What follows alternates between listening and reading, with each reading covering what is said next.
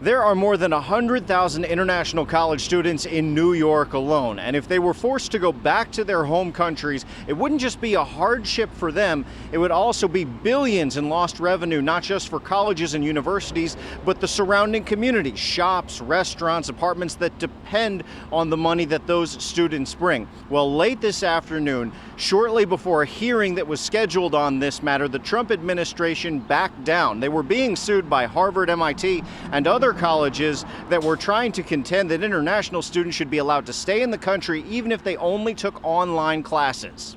Is either forcing us to take in-person classes while corona cases are surging, especially here in the US, or forcing students to travel back to their home country. That was the fear of many international students like Salvador Maratillo until just hours ago. The decision by the Trump administration to pull back its new requirement of in-person classes for international students came as more states and colleges joined the fight. New York Attorney General Tish James just filed her own lawsuit earlier this week and discussed it on a conference call today. Because we represent the largest number of international students in this nation, I thought it important that New York file a separate lawsuit on its own. International students are a huge part of what makes NYU NYU. NYU professor Shane Figueroa says her university was planning to offer a blend of in-person and online classes this fall, but there's always the risk of a surge of COVID cases that could have put everything back online.